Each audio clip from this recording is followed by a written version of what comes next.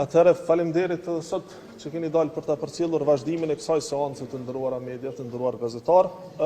Siç edhe pat, pra kemi një përsëritje të seancave të kaluara ku vendi dështon apo nuk arrin të konstituojë vetveten. E kjo vjen si rezultat për shkak që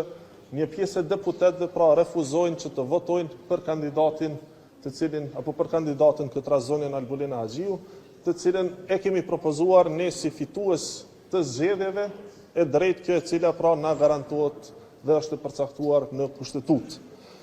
Konsideroj që një situatë e tillë po vjen për shkak të atyre që nuk po votojnë për, në të njëjtën kohë të njëjtit pra ankohen që ka bllokim të situatës, bllokim të kuvendit, siç e kemi thënë edhe më parë, bllokad do të ishte po që se ne do të vepronim siç kanë vepruar ata të kaluarën, pra të mos propozojmë fare kandidat në seancë, dhe pastaj kjo të zvarritet derisa ne të arrinim marrëveshje politike në situata të tjera për formimin e qeverisë, siç ka ndodhur me ata. Pra kur kryetari i kuvendit, posti kryetarit të kuvendit ka qenë pjesë e diskutimeve politike në formimin e qeverisë. Ndërkaq në rastin ton, propozimi i kandidatës për kryetar të kuvendit është bërë në kuadër të konstituimit të kuvendit në mënyrë që t'i hapet rrugë qeverisë. Pra formimi i qeverisë vjen tek më pastaj që mandatari i përcaktuar, pra në këtë rast zotëri Kurti, do t'i ketë 15 ditë për formimin e qeverisë. Siç i dëgjuat edhe të tjerët, pra ka akuza që po kërkohet votohet me zor, përkundrazi ne kemi dëgjuar që deputet individual tashmë kanë shprehur vullnetin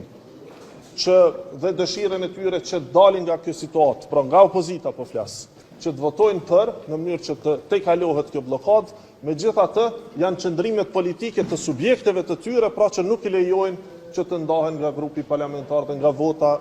uniforme që kanë si grup, derisa i tërë grupit të ndryshojë mendim. Pra nëse veç ka kufizim të drejtës për votim, ka në këto parti të cilat pra insistojnë që të votohet kundër apo të mos merret fare pjesë në votim. Ndërkaq situatat e tjera besoj që tashmë edhe janë mëse të qarta, sepse i kemi përsëritur disa herë. Ajo çfarë po kërkon opozita me këtë insistimin që ne duhet t'i sigurojmë vetë votat, pra si parti fituese, e jo kjo të jetë obligim i gjithë deputetëve të kuvendit, kjo na rezulton në situatën ku ata parimisht pra po kërkojnë që ne pastaj të mos u votojmë kandidatët e tyre për nën kryetar. Do të thonë rezultati do të jetë ky, që momentin që ne krijojmë votat për të votuar kandidatin për kryetar, rezulton që për nën kryetar të tyre pastaj s'do të kemi votat, sepse edhe ne do të kemi kërkesa dhe paknatësi në lidhje me emrat e përveçshëm të kandidatëve. Ajo çfarë ne kemi kërkuar dhe çfarë ne kemi ofruar si kompromis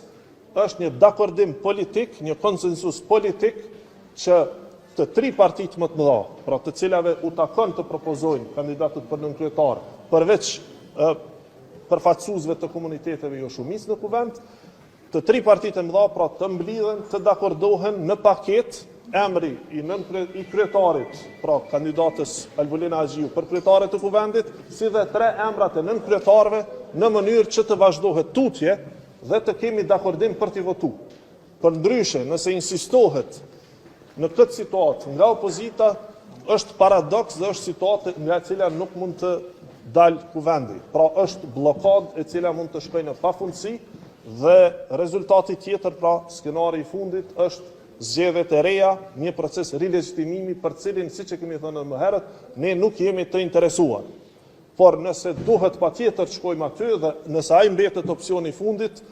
ne jemi të gatshëm, por nuk jemi të interesuar të shkojmë aty. Ne insistojmë, vazhdojmë të insistojmë që ti ipet një zgjidhje kësaj blokade që po shkaktohet nga partitë opozitare, të votohet kryetari i kuvendit, kryetaria e kuvendit në këtë rast, dhe pastaj të vazhdojmë tutje me nën kryetarët në mënyrë që të konstituohet kuvendi. Faleminderit.